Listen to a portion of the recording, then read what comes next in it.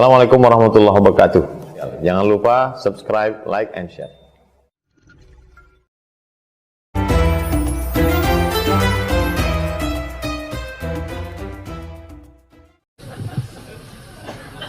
Pak Ustadz, semoga selalu diberikan kesehatan. Inilah yang membuat Ustadz Somad sehat. Tadi pertanyaan Ustadz Hanafi yang ketiga, apa yang membuat Ustadz sehat? Ustadz minum apa? Masih teh manis.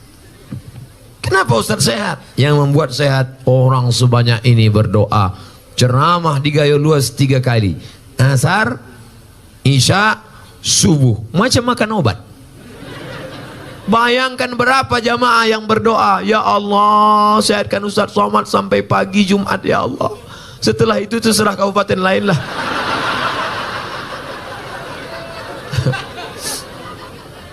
Pak Ustadz, apa sama berbakti sama orang tua dengan berbakti sama mertua?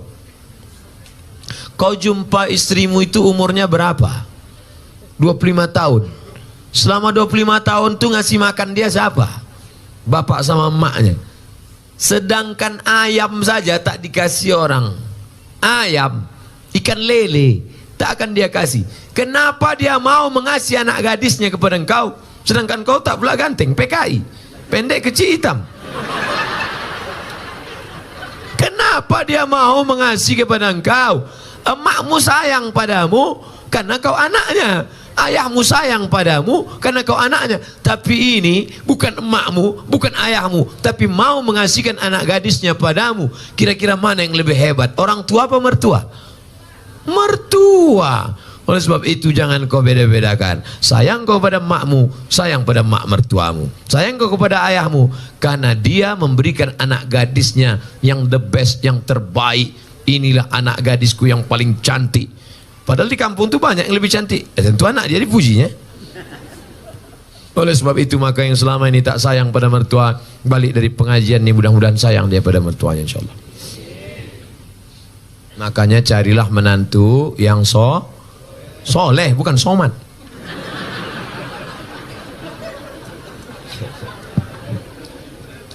Ustadz, kalau pergi ke Mekah untuk haji tapi uangnya pinjam dari bank boleh apa tidak?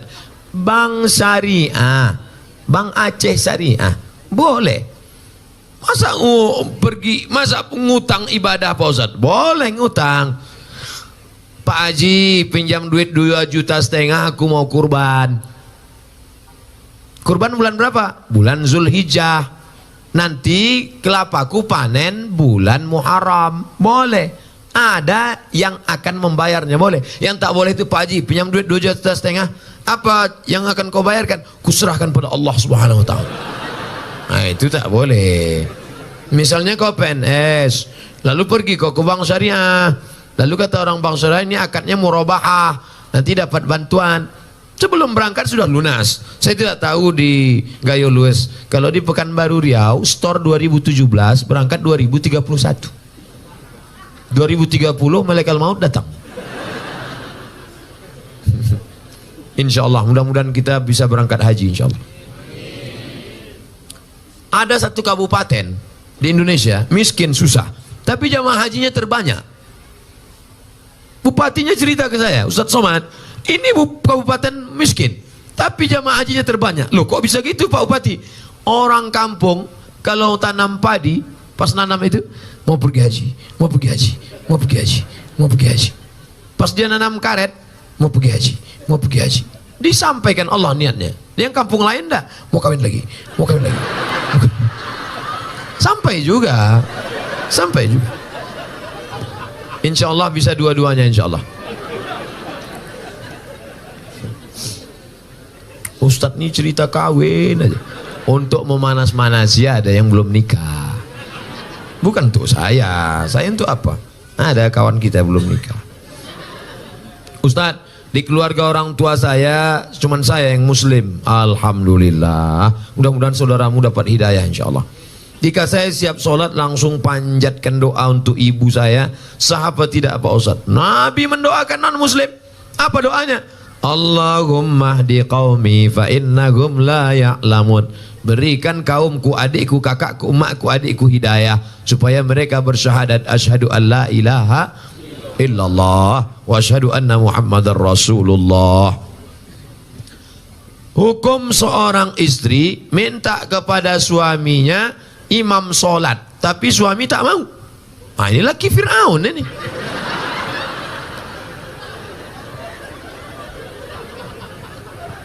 Istri itu tidak meminta, tapi suami yang membangun.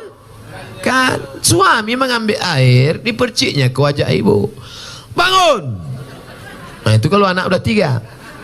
Kalau waktu masih pengantin baru kemarin, wake up my darling, wake up my honey. Bentang mereka lah sajadah. Usolli sunnatat tahajjud raka'ataini imaman lillahi ta'ala. Allahu akbar. Bismillahirrahmanirrahim. Ar-Rahman 'allamal Qur'an, khalaqal insan, 'allamahul bayan. Mertua di sebelah mendengar suara menantu sholat. Siapa itu, Bu? Menantu kita. Itulah, mereka baru nikah udah tahajud. Kita udah 30 tahun nikah tak ada tahajud.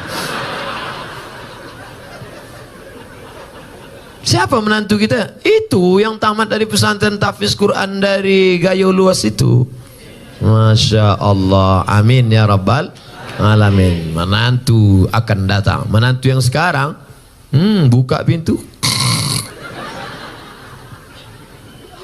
Mudah-mudahan suami-suami yang belum sholat, mudah-mudahan selesai pengajian nih sholat dia. Ustadz Somad, dulu kusangka kalau nikah sama dia aku bahagia. Pas dia datang meminang, ayahku bertanya, kau PNS? Golongan 3, Pak. Apa peganganmu? Itu kunci mobil. Punya kau? Punya abangku. Tapi tak lama lagi mau aku beli itu dah. Akhirnya kusangka nikah sama dia bahagia, Pak Ustadz. Ternyata sudah 2 tahun, 3 tahun menikah, tak ada kebahagiaan. Gimana rasanya? Macam tidur sama babi hutan. Walaupun hidup 1000 tahun, kalau tak sembahyang, apa gunanya? Walaupun hidup 1000 tahun, kalau tak sembahyang. Ibu nanti kalau ngayun anak gitu, sepohon kayu daunnya rimbun, serta buahnya, walaupun hidup 1000. Kata laki dua, kau nyindir aku ya kan? Rupanya laki tak sembahyang, laki hantu. Makanya sebelum anak itu menikah dites dulu. Ustadz, anak saya ini dokter, orangnya lembut, baik, jilbabnya panjang, sholat nggak tinggal. Saya takut menantu saya tak sholat. Gimana cara ngetesnya Pak Ustadz? Kata jamaah, menantu ibu itu mana orangnya? Ini Pak Ustadz. Ajak dia jumpa di rumah makan jam 12 besok hari Jumat. Calon mantu, ya bisa kita jumpa jam 12 besok hari Jumat.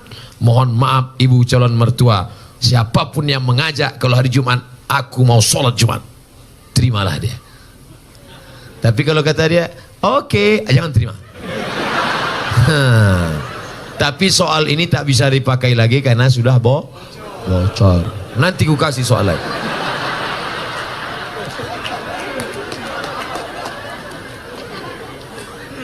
Orang dulu kalau mencari calon menantu, besok Pak, saya mau minang anak Bapak, besok kau datang ke rumah saya maghrib. Kenapa disuruh maghrib? Karena mau dibawa ke surau, disuruh azan. Allahu Akbar, Allahu Akbar.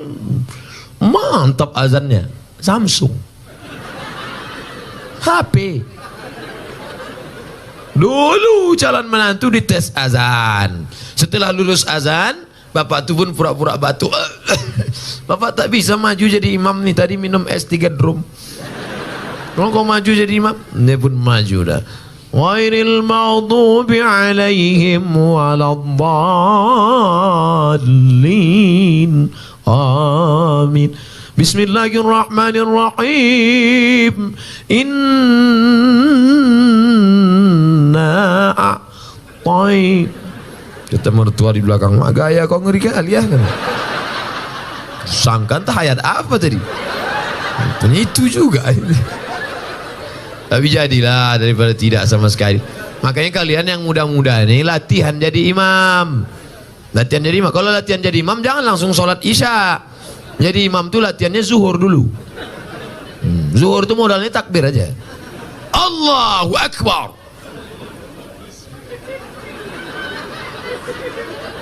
Allahu Akbar. Tapi sami Allah ingat juga. Nah, pula saking groginya Allahu Akbar. Nanti udah agak-agak kuat mental, udah agak-agak siap ready sudah, baru coba maghrib. Jangan langsung subuh. Subuh memang 2 rakaat, tapi kunut panjang. Nah, maghrib lah mulai coba. Bismillahirrahmanirrahim. Nah, ini sembahyang apa MTQ? Tapi yang paling enak tuh jadi TNI Polri. Kalau kita TNI Polri, calon mertua mana berani nanya kita kan? Datang kita, kau sembahyang apa tidak? Bukakan aja pistol tuh.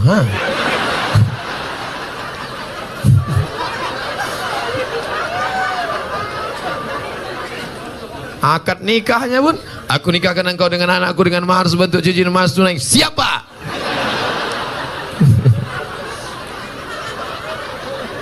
Ustadz Somad yang saya muliakan, ini pertanyaannya bagi saya sangat besar maknanya.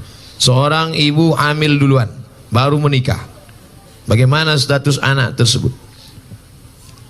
Perempuan yang hamil duluan, baik sebulan, 2 bulan, 3 bulan, 4 bulan, 5 bulan, 6 bulan, 7 bulan, dinikahkan, nikahnya sah. Nikahnya sah. Buka nama kitabnya Al-Fiqhul Islami wa Adillatuh. Nama penulisnya Syekh Wahba Az-Zuhaili dari Suriah, Damaskus. Dekan Fakultas Syariah Universitas Damaskus. Jadi Pak Kua tak perlu nanya, ini berapa bulan? Itu bukan pertanyaan Pak Kua, itu pertanyaan dokter. Nikahkan saja. Aku nikah. Dari bunyi tangan calon mertua itu bisa kau tebak itu sudah hamil duluan apa tidak. Kalau yang belum hamil itu lembut dia. Hai menantuku. Itu belum hamil tuh. Tapi kalau hei menantu, aku nikahkan dengan tunai. Usah kau kesini lagi. Aku pijakkan aja muncung kau. Nah itu udah hamil tuh. Nah kalau sudah hamil dia, nikahnya sah. Nanti anak lahir tak usah diulang lagi. Sah. Yang jadi masalah anak nanti lahir tidak boleh pakai bin bapaknya. Pakai binnya siapa? Bin maknya. Bin Fatimah, bin Aisyah, bin Khadijah. Nah, kebetulan nama maknya Tilan. Bin Tilan lah.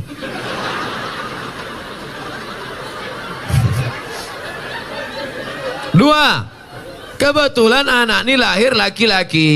Anak yang dalam kandungan tadi lahir, anaknya laki. Lahir adiknya sudah itu perempuan. Adiknya perempuan. Mati ayahnya. Ustadz janganlah kasar kali mati ayahnya. Adiknya jadi perempuan. Nanti kalau mau menikah, si abang tadi tak bisa jadi wali.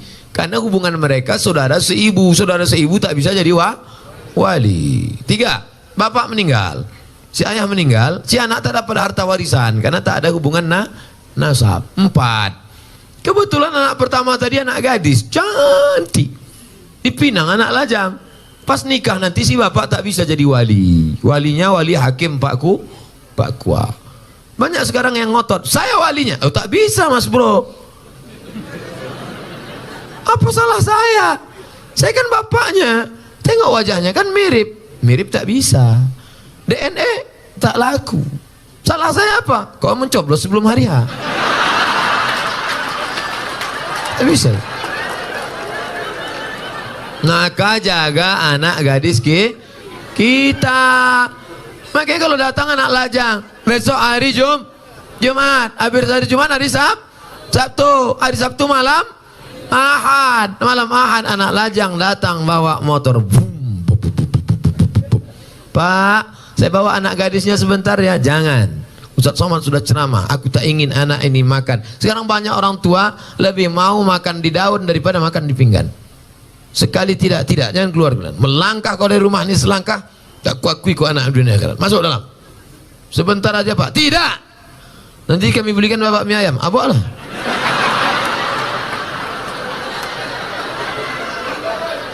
Semangkuk mie ayam lah pula harga anak gadisku. La ilaha illallah Muhammad Rasulullah. Ibu juga harus sepakat sama bapak. Kalau bapak sudah mengatakan tidak, tidak. Sebentar aja, tidak. Sekali tidak, tidak. Datang istri dari belakang, kasihlah bang. Kita dulu lebih parah dari itu lagi. Inilah yang membuat anak ini rusak. Kalian pun yang lajang-lajang. Ini pakai motor, udah dibawa, bonceng sana, bonceng sini, bonceng sana, bonceng sini, gembong masuk angin. Yang mengandung 9 bulan 10 hari laki-laki apa perempuan? Perempuan. Yang melahirkan meregang nyawa laki-laki apa perempuan? Perempuan. Yang ngidam muntah-muntah laki-laki apa perempuan? Perempuan. Maka jaga kehormatan kalian adik-adikku, anak-anakku. Jaga. Tak ada harga kalian. Sekolah aja bagus-bagus. Yang lajang-lajang, jangan kalian pacaran.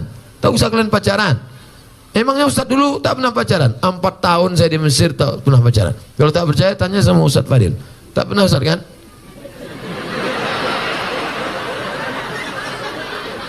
Demi Allah, 4 tahun saya di Mesir, 99, 2000, 2001, 2002 tak pernah pacaran. Kenapa? Tak dapat. Persaingan ketat.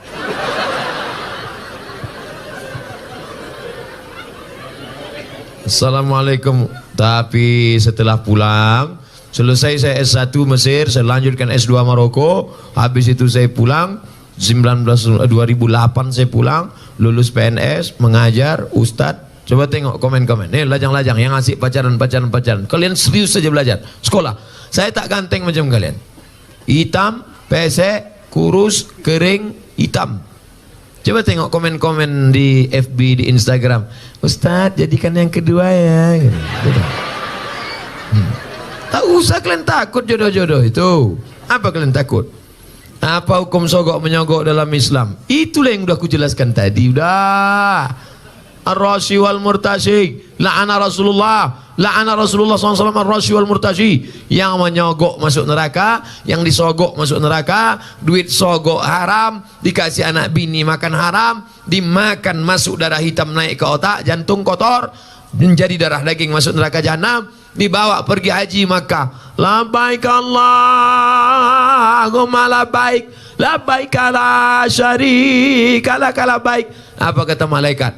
La labbaik wala sa'daik. Kau tak dapat haji mabrur karena kau pakai duit sogok. Patutlah balik haji tak ada perubahan. Heran aku nengok Pak Haji ini Pak Ustaz. Dulu sebelum berangkat haji bercelana pendek, balik haji tak bercelana sama sekali. Tak ada perubahan. La ilaha illallah Muhammad Rasulullah. Kalau udah terlanjur gimana Pak Ustaz? Keluarlah dari PNS. Ustaz ngomong aja enak. Kalian tanya aku jawab. Ustaz, saya punya abang yang menyusahkan orang tua. Menyusahkannya berjudi, mencuri orang tua, menggadaikan kereta. Sebagai adik apa yang saya lakukan? Pulang dari sini, musyawarah engkau sama keluarga. Mungkin otak abangmu ini sudah rusak karena narkoba. Karena orang kalau sudah kena narkoba, jangankan sabu-sabu, putau, pil rohypnol, mix kasbek, vodka. Hafal juga Pak Ustaz nih. Jangan pemakai juga ini dulu. Jangankan itu, lem kambing aja rusak. Anak-anak SMP, anak SD kalau udah kena lem kambing rusak. Berapa banyak ibu-ibu masak pagi tak panas-panas nasi, rupanya tabung gas sudah dijual anak untuk beli sabu-sabu. Otak itu sudah rusak. Ini saya yakin ini abang ini udah rusak otaknya. Kenapa? Karena mau dia pula menyusahkan orang tua, berjudi, mencuri orang tua. Jadi kalian kumpul bersama, cari asal muasal sebab musabah. Oh, dia kena narkoba. Orang kena narkoba jangan malu, bawakan ke BNN, Badan Narkotika Nasional. Ustadz, tolong doakan anak kami. Pak Ustadz, doa apa? Doa narkoba. Saya belum pernah dapat doa Allahumma inni na'udzubika min sabu-sabu. Tak ada. Maka serahkan ke BNN. Nomornya Pak Ustadz, catat nomor BNN. Saya selalu dibawa BNN ceramah. Catat ya. Jangan minta ceramah sama BNN. BNN. Rusak pula HP.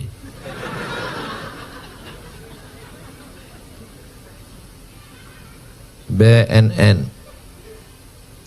Catat 08 0813 11 44 2193. Nanti rekamannya ada. Telepon dia. Nah, nanti anak bapak tuh, adik abang tuh ditangkapnya. Tangkapnya bawa sini. Banyak yang berterima kasih. Gimana keadaannya sekarang? Alhamdulillah Pak Ustadz. Gimana? Udah ditangkap. Setelah ditangkap diobati dia. Diobati, rehabilitasi, balik dia sehat, bisa lagi sehat dengan kita, bisa bersosialisasi dengan masyarakat. Ini saudara kita, saudara kita. Tapi ada juga yang tidak kena narkoba, dibawa ruqyah, bawa ke tengku-tengku, ke alim ulama, tuan-tuan guru kita, ke dayah-dayah, di ruqyah. Mungkin dia diganggu jin setan. Setan. Ustadz, suami saya tak sholat kemarin di ruqyah, tak ada respon apa-apa. Berarti tak salah setan. Kadang kasihan juga kita. Kadang-kadang setan ini sikit-sikit setan salah. Sikit-sikit setan salah. Laki tak sembahyang setan salah. Laki selingkuh setan salah. Kata setan, aku tak ada, goda dia aja gatal kan.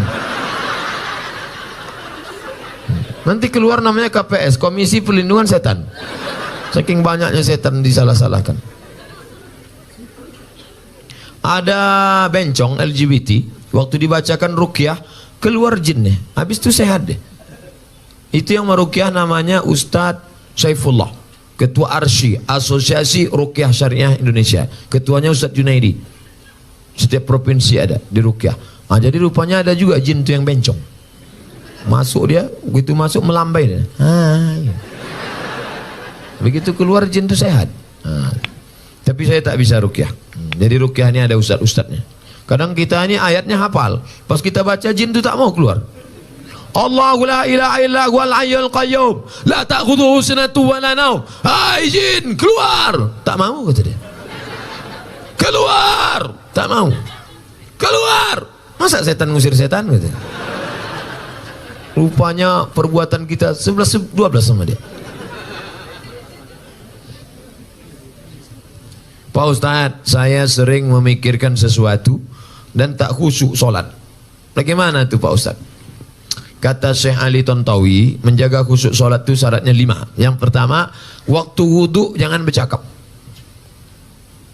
Hidupkan air keran air, basuh tangan, hakikatnya keluar dosa dari tangan. Kumur-kumur, keluar dosa dari mulut. Basuh muka, keluar dosa dari kelopak mata. Basuh tangan, keluar dosa dari tangan. Basuh kepala, keluar dosa dari lubang telinga. Basuh kaki, keluar dosa dari kaki. Nah, gitu. Jadi jangan bercakap. Ini sekarang banyak orang sedang berwudu bercakap. Nah, itulah, kan aku bilang kemudian jangan tanam. Ini sawitnya sekarang memang jatuh harganya. Gimana lah, aku bilang lah. Maka tanam karet aja, kau tak peduli juga kan? Nah, ini itulah sekarang. Nah, itu jadi bercampur sama dunia. Makanya waktu berwudu itu jangan cerita dunia. Dah, habis berwudu, dari tempat wudu ke tempat sholat tak boleh tasbih. Tasbih itu menjalin jari jemari, keretak. Tak boleh. Maka jangan tasbih, tak boleh tasbih. Tasbih, subhanallah. Gimana kabarnya anak Syanur yang katanya hamil? Subhanallah.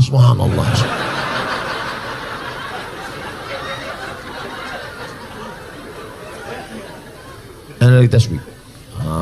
Dah. Yang ketiga, menyambut azan. Allahu Akbar, Allahu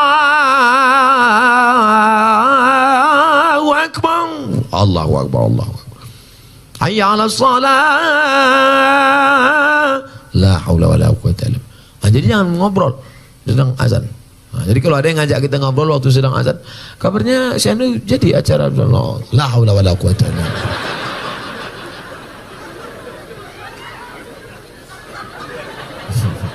Yang keempat, sholat itu membaca, namanya qiraah, bukan merenung, membaca.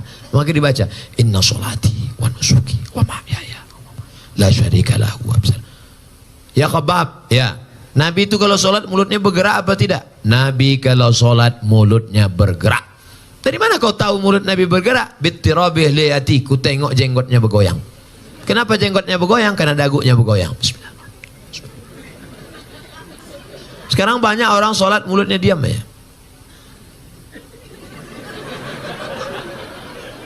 Apa dipikirkan? Jadi mulut. Nah, yang terakhir yang kelima, fahami bacaan, connect antara mulut dengan qalbu, hati. Allah, salat zuhur, Allahu Akbar, Allahu Akbar kabir, walhamdulillahi katsir, subhanallah. Macam naik motor. Salat ini macam naik motor, macam bawa mobil. Udah agak-agak ngantuk kan. Udah agak, macam naik sepeda motor, macam orang naik motor king. Agak konsen, fokus. Salat bukan kehilangan kesadaran. Ada orang bilang, aku kalau sudah salat itu hilang kesadaranku. Berarti kau dilarikan jin. Karena sahabat-sahabat Nabi waktu sholat itu sahabat tidak hilang. Mana dalilnya? Ketika sahabat sedang sholat, tiba-tiba Nabi datang. Waktu itu Nabi sakit, imamnya Abu Bakar. Datang Nabi waktu sahabat sedang sholat, maka sahabat memukul tangan. Mukul tangan mau ngasih tahu Abu Bakar. Karena tak mungkin ngomong kan, mungkin Abu Bakar itu ada Nabi datang. Menunjukkan mereka sadar, terbuka matanya. Sholat itu mata dibuka, bukan ditutup. Buka. Dari mana dalil solat buka mata? Uqtulul aswadaini fi sholah, bunuhlah dua yang hitam waktu kau sedang solat. Waktu sedang solat bunuhlah dua yang hitam. Apa itu? Ular dan kala jengking. Macam mana kita tahu ada ular kala jengking kalau mata tertutup? Tutup. Tiba-tiba terdengar suara berbisik. Apa? Rupanya ular anaconda. Mata dibuka. Makanya kalau kita sedang solat, misalnya habis motong karet di hutan setelah sholat, di depan motong karet itu ada sumur tua. Tiba-tiba datang, entah dari mana datang orang buta mau masuk. Kau tengok, jangan tengok aja, tolong dia. Kau biarkan masuk. Kau tarik tangannya, selamatkan dia. Maka sholatmu tidak batal selama tidak ngomong. Jangan ngomong, Pak jangan lewat sini. Batal sholat. Sholat bukan kehilangan kesadaran. Siapa bilang sholat kehilangan kesadaran? Sholat sadar tidak hilang, kita tetap sadar, tapi connect dibacakan at-tahiyatul mubarakatuh salawatut tayyibatu lillah, assalamu alayka ayuhan nabiyyu wa rahmatullahi wa barakatuh, wassalamu alayna wa ala ibadillah salihin, asyhadu an la ilaha illallah wa asyhadu anna muhammadar rasulullah, Allahumma salli ala sayyidina Muhammad wa ala ali Muhammad kama sallaita ala Ibrahim sampai habis. Fil alamin innaka hamidum majid. Lanjut lagi. Allahumma ighfir li ma qaddamtu wa ma akhartu wa ma asrartu wa ma a'lantu wa ma asraftu wa ma anta a'lamu bi minni. Antal muqaddim wa antal muakhir, la ilaha illa anta subhanaka inni kuntu minadh zalimin. Allahumma inni a'udzubika min adzabi jahannam, min adzabil qabri, wa min fitnatil mahya wal mamat, wa min syarri fitnatil masiihid dajjal. Allahumma inni ala dzikrika wa syukrika wa husni ibadatik. Assalamualaikum warahmatullahi. Allah memberikan kekhusyuan, kita berusaha menyiapkan cawannya. Saya dari Miss XXX. Bagaimana tanggung jawab seorang abang yang paling besar terhadap keluarga setelah bapak meninggal dunia? Tanggung jawab terhadap ibunya. Maka engkau menjadi wali bagi adik-adikmu. Tugas bapak mesti kau mengembannya. Laki-laki, kewajiban kalian kepada perempuan ada 5. Perempuan, hak kalian pada laki-laki ada 5. Pertama, kasih makan. Ibu udah makan? Yang kedua, kasih pakaian. Nampaknya pakaian perempuan-perempuan di gaya luas.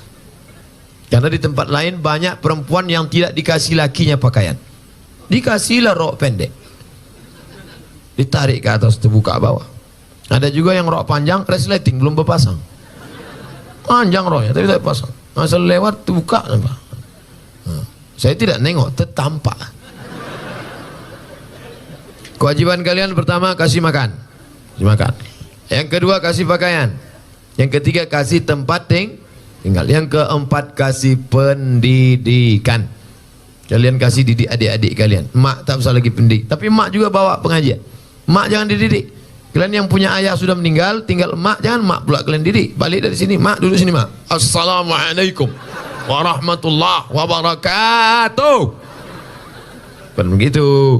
Bawa dia pengajian, mak, ini ada pengajian ini, mak ikut nanti ya. Nah, aslinya kalian mendidik istri, tapi karena tak sanggup, bawa dia pengajian. Yang kelima, perhatikan dia. Sekarang banyak perempuan yang kurang perhatian, akhirnya mencari perhatian. Kalau nampak perempuan pakai gelang kaki sampai 2 biji, kalau berjalan kerincing, nah, itu kurang perhatian. Ingin diperhatikan orang. Makai ini sampai macam punuk onta. Kalau sekedar ikat rambut tak apa-apa. Perempuan yang rambutnya agak panjang, diikatnya pakai karet gula, karet minyak goreng, ya, diikat. Lalu agak apa sedikit, tak apa-apa. Karena kalau tidak diikat, nanti pas membuka, disangka lakinya sundel bolong. Sekedar diikat tak apa-apa. Tapi ada orang mencari perhatian sampai tinggi ke atas. Pernah kan ada nengok perempuan tinggi ke atas, dipakai pula tumit 15 cm. Dia yang memakai, kita yang takut jatuh. Pas pergi undang, nengok dia lewat, tinggi tumit segini, 3 kali jatuh. Nah, oleh sebab itu maka ini banyak perempuan-perempuan yang kurang perhatian. Banyak pula perempuan ketika di rumah macam hantu, di luar rumah macam artis. Ustaz tahu dari mana? Pernah saya datang ke rumahnya, tak kenal saya. Ini siapa? Rupanya topeng berbuka. Inilah alis mata dicukur. Habis gundul. Macam hutan lindung kena potong. Pak salah pakai spidol whiteboard. Sampai di tempat undangan gulai tadi pedas pula. Kipas mati. Keringat meleleh lah. Makanya kalau mau pakai spidol yakinkan itu permanen. Ini whiteboard meleleh lah. Panas yang ini. Iya. Orang senyum awak senyum. Yang disenyumkan orang awak. Balik ke rumah jam 9 malam listrik mati. Assalamualaikum bang. Abang buka pintu. Allahu la ilaha illallah. Malam Jumat pula. La ta'khudhuhu sinatun wa la nawm lahu ma fis samawati wa ma fil ardi man dhal ladzi yashfa'u wa la ya'uduhu hifdzuhuma wa huwal 'aliyyul 'azim. Kenapa hantu ni tak pergi? Bini abang. Inilah gara-gara bini tak mengaji. Tapi insyaAllah di Gayo Lues tak ada ini. Tak ada. Soleh-solehah semua insyaAllah. Coba tengok jilbabnya panjang. Jilbab panjang. Anak kecil aja berjilbab. Tengok anak kecil. Anakku berjilbab. Jilbab panjang. Anak kecil yang nampak cuma 2. Muka sama tapak tangan. Anak kecil berjilbab. Ini di tempat lain dipakailah celana sempit. Celana jeans. Ngonjerit paha. Tolong. La ilaha illallah. Dipakai pula senam pagi di kantor. Banyaklah pegawai kantor itu error. Di dalam tubuh yang sehat terdapat otak yang cacat. Pagi-pagi instruktur senam, teng teng teng teng teng teng teng teng teng teng. Badannya tak ada bergerak, biji matanya nih. Apa tak error? Nauzubillah. Mudah-mudahan terpelihara kita dari maksiat-maksiat insyaallah.